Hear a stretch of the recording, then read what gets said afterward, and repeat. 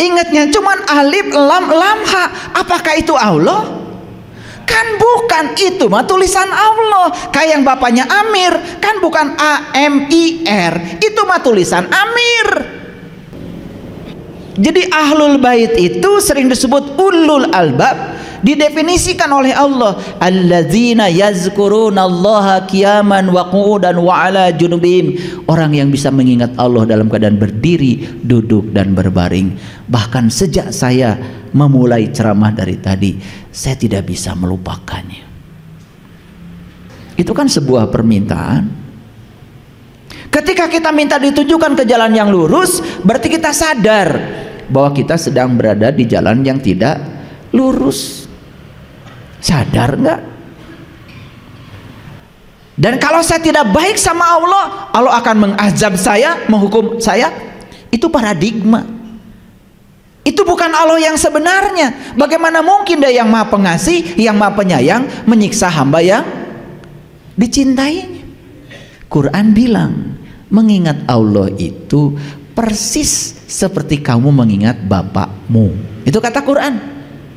Fazkurullah kazikrikum abaakum. Itu ayatnya. Saya bacakan Arabnya, takut kalian gak percaya.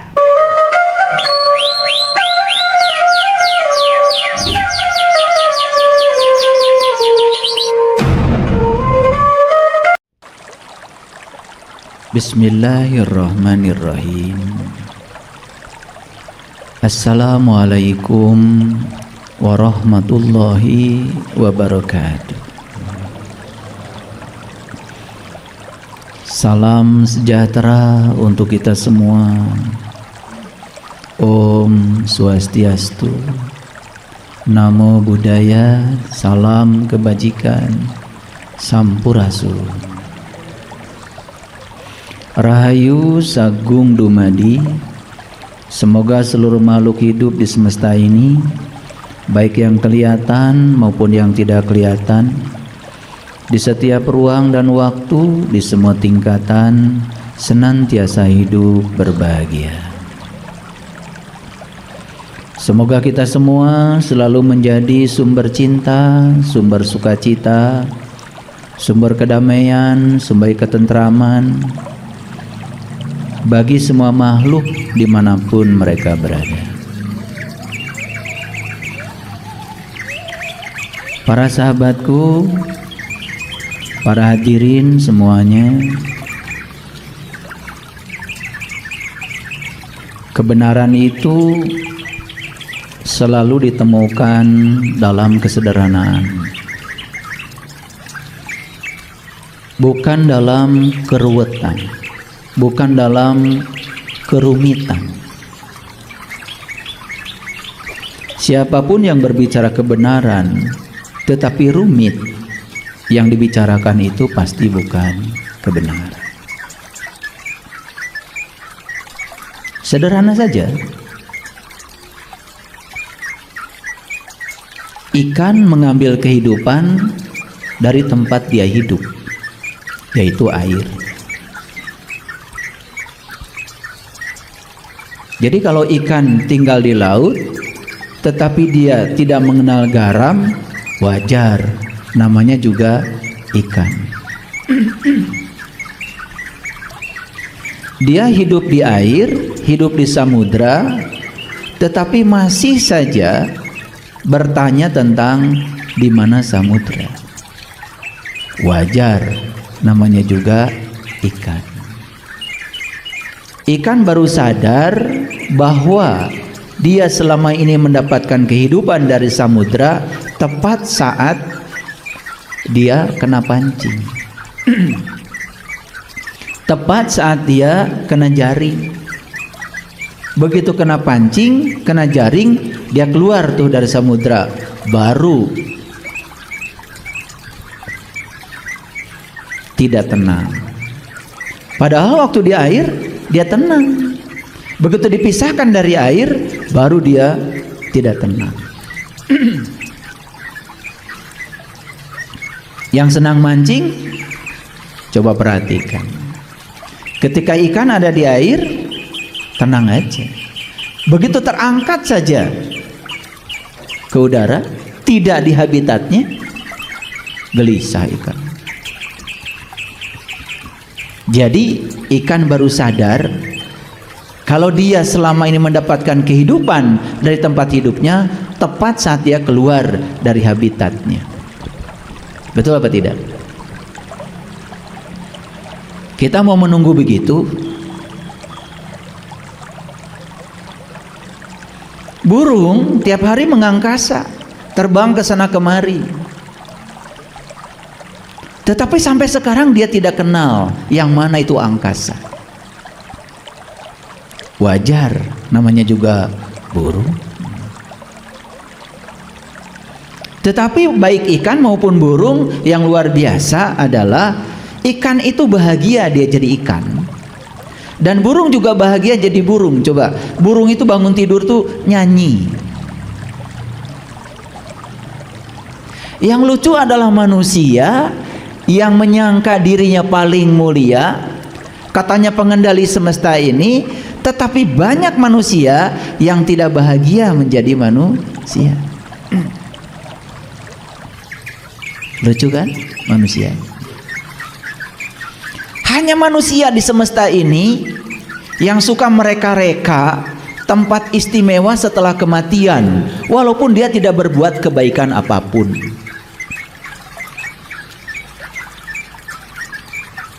Pohon pisang dari kecil tumbuh terus, setelah besar kemudian keluar tuh nongol jantung pisang. Setelah nongol jantung pisang keluar tuh ya pisangnya panjang ya, sikatannya, turuyannya kata orang Sunda, sampai ngagapui ya ke handap. Akhirnya sama petani ditunjal tuh pakai bambu. Setelah menyumbangkan satu ruitan pisang untuk manusia, pohon pisang itu mati. Dan pohon pisang hanya sekali saja menyumbangkan buah pisangnya, tidak diulang. Dan setelah dia menyumbangkan buah pisangnya, dia mati. Coba tanya pohon pisang, nanti kalau udah mati, kalian ingin di mana tempatnya? Pernah nggak bilang pohon pisang, oh nanti saya pengen tinggal di surga? Pernah nggak? Enggak. Setelah dia melaksanakan tasbihnya, setelah dia memerankan peran yang diberikan semesta kepadanya, menyumbangkan pisang buat manusia, bahkan dia tidak sama sekali mengambil satu buah pisang pun untuk dirinya. Sampai rela mati setelah dia menyumbangkan seluruh buah pisangnya buat manusia. Sama sekali dia tidak memikirkan tempat istimewa setelah kematian. Manusia yang seluruh penghasilannya buat dirinya, buat keluarganya, buat kelompoknya, tidak ada buat yang lain. Pelitnya auzubillah, orang lain susah pun dia pura-pura tidak tahu.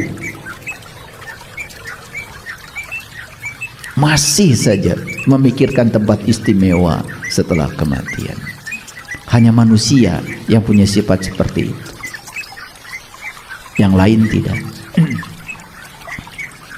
Bumi kita ini tidak pernah ingin menjadi matahari. Matahari juga tidak pernah ingin menjadi bumi. Bumi dengan matahari tidak pernah bersaing, tidak pernah berduel, berduet saja. Kata bumi, ayo, aku bagian menumbuhkan tanaman, tolong dong sinari oleh kamu, kata bumi. Terus bumi mengajak, udara, air, yuk bantu saya, bantu saya. Kita bikin kebaikan sebanyak-banyaknya buat makhluk yang bernama manusia.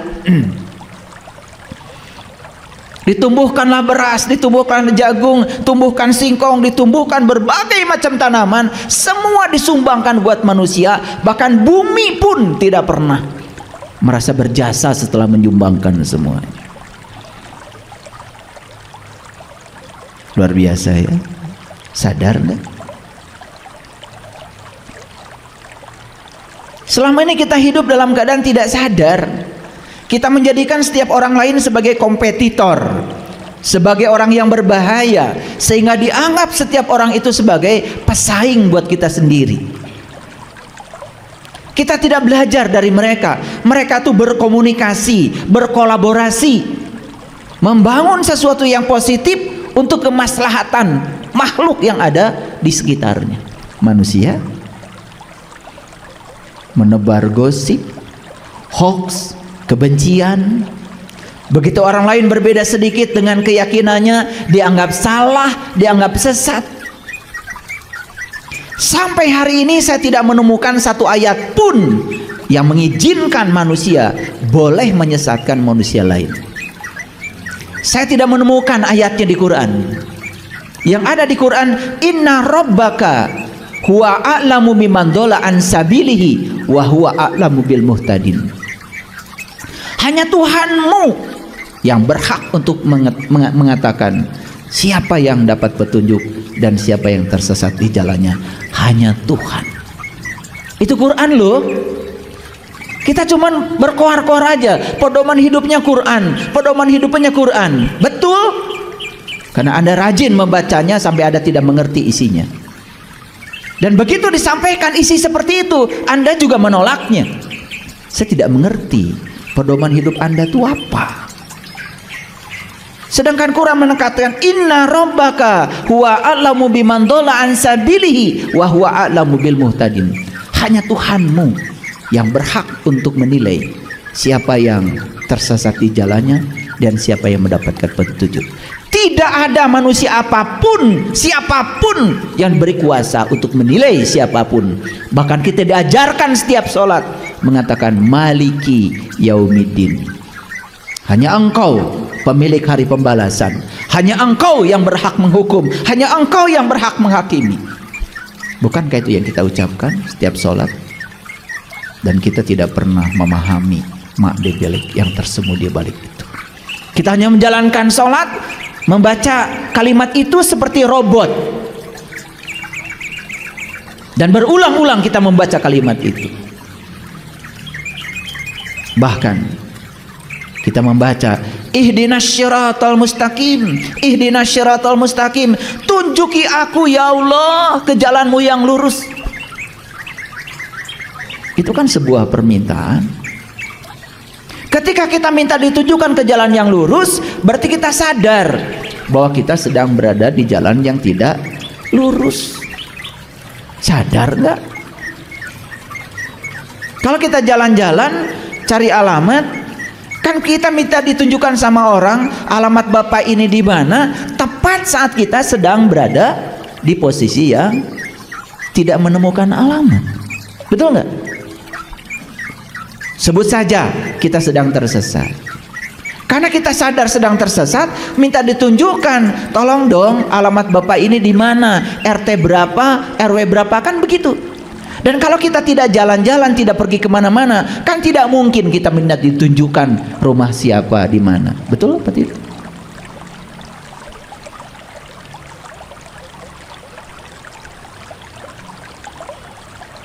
Dan hari ini saya akan berbicara bahwa kebenaran itu selalu ditemukan dalam kesederhanaan, bukan dalam kerumitan. Yuk sekali lagi. Ikan tadi mengambil kehidupan dari mana? Dari tempat hidupnya, air. Burung mengambil kehidupan dari mana? Dari tempat hidupnya, angkasa. Jawab dengan jujur. Manusia hidup di sini, bukan? Di ruang kosong, bukan? Ini tempat kita hidup. Sadar nggak? Kalau sekarang kita sedang mengambil kehidupan dari sini, betul? Dan kita suatu saat akan mengembalikan kehidupan ke sini. Makanya orang mati disebut menghembuskan napas yang terakhir. Kemana? Ke sini. Kita masih mencari tempat abadi, katanya nanti. Ya Allah, bukankah ini adalah keabadian? Manusia datang dan pergi, tapi ini ada terus dari dulu. Bumi suatu saat juga akan hilang. Oh, bumi juga pendatang baru. Dan menurut para ilmuwan, umur bumi itu sekarang sudah 13,6 miliar tahun. Dan sudah banyak orang yang hidup di sini. Sudah banyak. 13,6 miliar tahun umur bumi. Sudah berapa generasi orang yang hidup di sini? Sedangkan umur agama paling tua juga 3.000 tahun. Agama yang kita anut kan baru diperingati kemarin 1444 tahun. Sedangkan bumi ini sudah berumur 13,6 miliar tahun. Apa kita berani menyatakan leluhur kita dulu celaka semua? Gara-gara berbeda dengan yang disebut dengan agama oleh kita hari ini? Apa leluhur kita sebodoh itu? Lo tidak mewariskan nilai-nilai kebaikan kepada kita? Betul apa tidak? Ini saya berbicara sains, saya berbicara data, saya berbicara fakta, bukan berbicara ngawur. Dan silakan ya cek omongan saya. Para ilmuwan fisika sudah bisa menemukan. Kenapa? Sekarang sudah banyak tekniknya. Umur batu saja sekarang bisa diukur kok. Ini batu umurnya berapa tahun? Bisa. Tidak usah pakai ilmu tinggi-tinggi. Ada yang disebut dengan ya ilmu radioaktif. Kalau kuliah fisika inti kita akan belajar yang disebut dengan peluruhan radioaktif. Kita bisa mengukur umur batu berapa tahun. Coba. Ulangi lagi. Jadi kita hidup di mana? Di sini.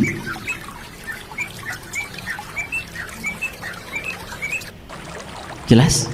Sederhana? Oke.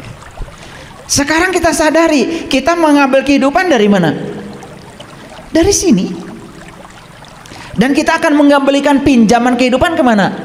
Ke sini. Jadi apa sebetulnya ini?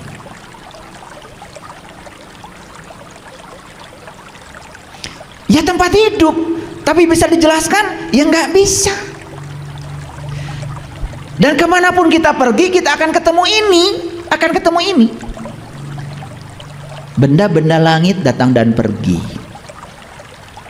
Semua yang bersifat materi datang dan pergi. Hari ini di depan rumah kita ada pohon pisang, besok sudah tidak ada lagi. Semua yang bersifat materi datang dan pergi. Tetapi ruang tempat tumbuhnya pohon pisang kita ikut pergi. Sadar enggak? Kita belajar keabadian jauh sekali ke sana pakai ilmu katanya. Sampai tidak sadar yang sekarang di sini saat ini sekarang. Sampai orang tua kita tuh menyebut ini tuh namanya Sang Hyang Taya. Taya teu aya. Eueuh tapi aya, aya tapi eueuh. Isi tapi kosong, kosong tapi isi. Itu saja tidak disadari.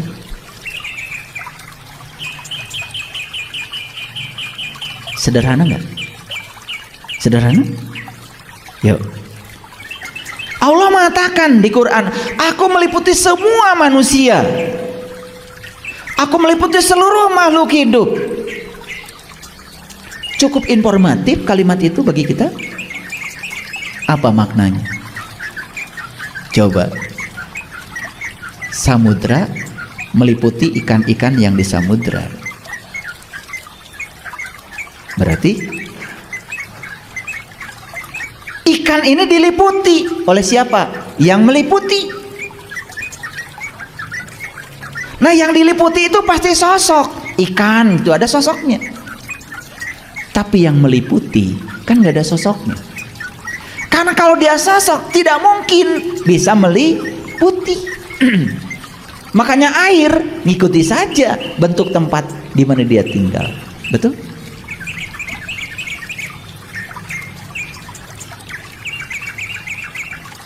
Nah, ini manusia diliputi. Allah mengatakan, aku meliputi segala manusia.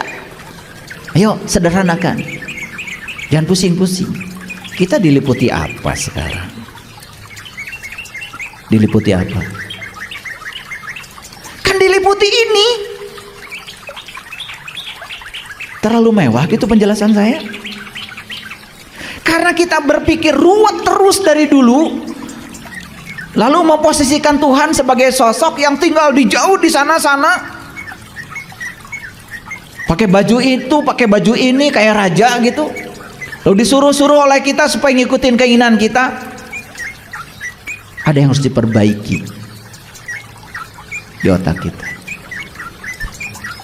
Makanya orang-orang bijak mengatakan pikiran itu bukan ciptaan Allah. Yang ciptaan Allah itu otaknya. Tapi kalau pikiran, ciptaan lingkungan, ciptaan masyarakat. Kita berpikir hari ini tergantung apa yang pernah kita lihat, yang pernah kita dengar, tergantung paradigma apa yang pernah dijejalkan kepada kita. Hari ini kita mengatakan, kalau kita baik sama Allah, Allah akan baik sama saya. Dan kalau saya tidak baik sama Allah, Allah akan mengazab saya, menghukum saya. Itu paradigma. Itu bukan Allah yang sebenarnya. Bagaimana mungkin Dia yang Maha Pengasih, yang Maha Penyayang menyiksa hamba yang dicintai? Betul apa tidak? Tetapi paradigma itu masih ada di otak kita. Sampai-sampai kita lebih suka memposisikan Allah sebagai mitra dagang kita daripada memposisikan Allah sebagai kekasih.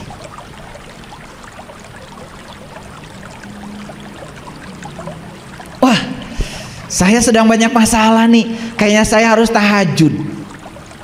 Sudah, malam-malam bangun.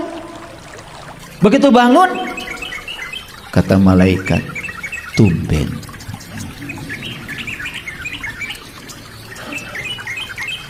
Lah biasanya juga nggak bangun, tiba-tiba bangun. Kan malaikat bilang tumben. Tetangga kita nggak pernah datang ke rumah kita, tiba-tiba datang, pasti bilang tumben. Dalam batin pasti bilang, ada apa ya? Pasti pinjam uang. Karena tumben itu berikutnya adalah muatan. Coba ya, tidak pernah menyapa kita, tidak pernah baik sama kita, apalagi memeluk kita, tiba-tiba ketemu memeluk kita, pasti bilang tumben.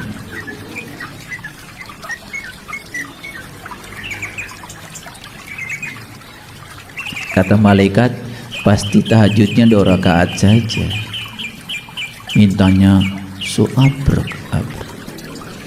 Karena kita terlalu biasa menjadikan Tuhan itu sebagai mitra dagang kita, bukan menjadikan Tuhan sebagai kekasih. Kalau orang yang menjadikan Tuhan sebagai kekasih, namanya kekasih itu melakukan kebaikan bukan karena kebaikan kita. Dan kita pun melakukan kebaikan kepada Tuhan, tidak pengen apa-apa, melakukan kebaikan, ya melakukan kebaikan saja. Begitu nggak ibadah kita? Tidak.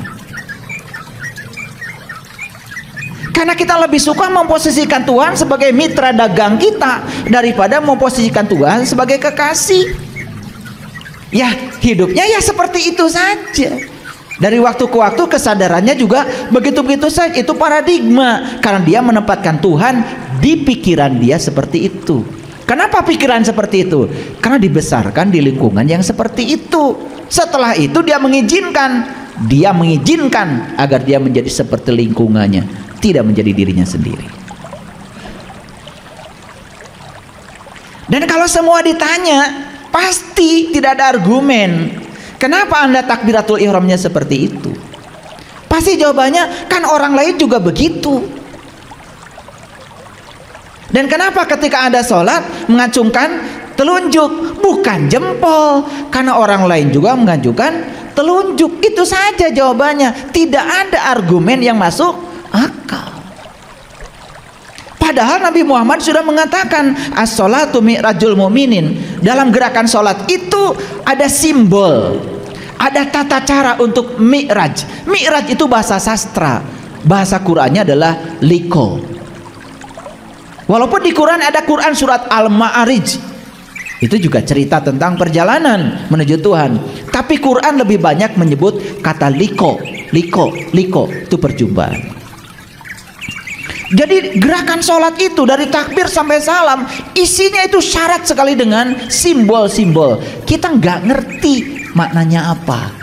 Kita hanya melakukan itu sebagaimana orang lain melakukannya. Begitu bukan? Oke.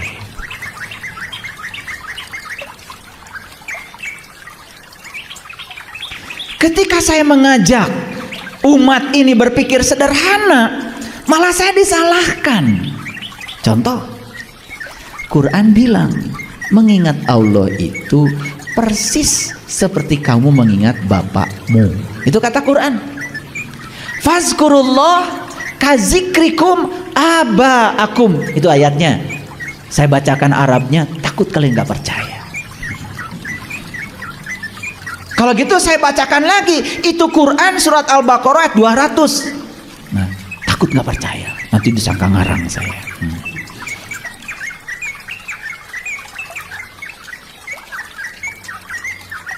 Jadi mengingat Allah itu persis seperti kamu mengingat bapakmu.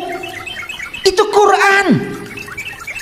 Bahkan diawali dengan faiza qadaitum manasikakum fazkurullah kazikrikum abaakum au asyadda dzikra. Begitu lengkapnya. Dibacakan lengkapnya, takut nggak percaya.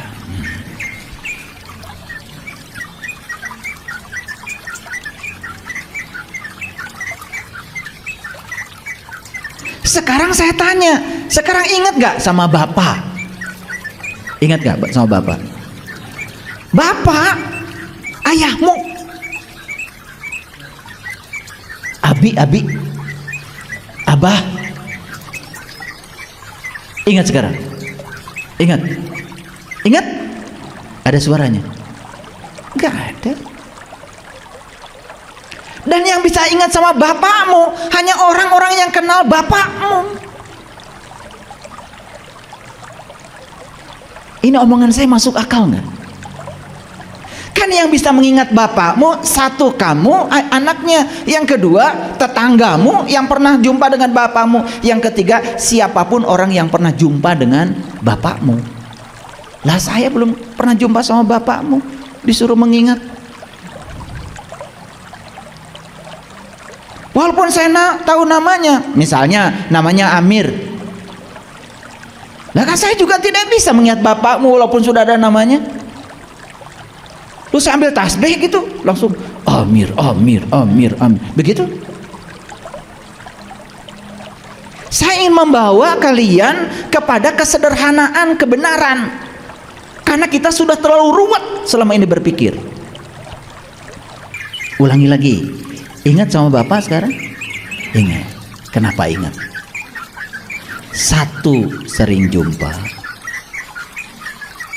Dua, kita jadi kenal. Kalau gitu saya tanya lagi, ini kesederhanaan. Jumpa dulu, kenal dulu. Yang benar, jumpa dulu, kenal dulu. Ya jumpa dulu. Kalau sering jumpa, baru kenal. Kenal itu akibat sering jumpa. Bahkan kalau sering jumpanya bukan hanya kenal, cinta. Makanya ya dalilnya orang Jawa Tengah, Jawa Timur, witing tresno jalaran soko kulino. Pada pintar. Tapi begitu diterapkan kok jadi nggak pintar, itu yang saya bingung. Sesederhana itu. Ulangi.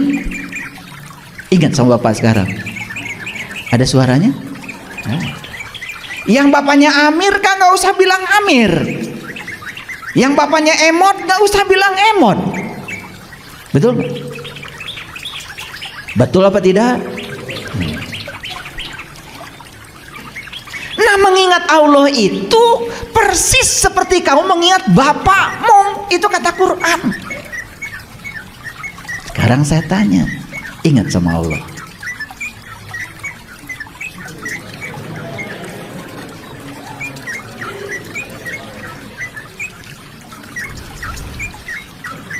Ingatnya cuman alif lam lam ha. Apakah itu Allah? Kan bukan, itu mah tulisan Allah. Kayak yang bapaknya Amir, kan bukan AMIR, itu mah tulisan Amir.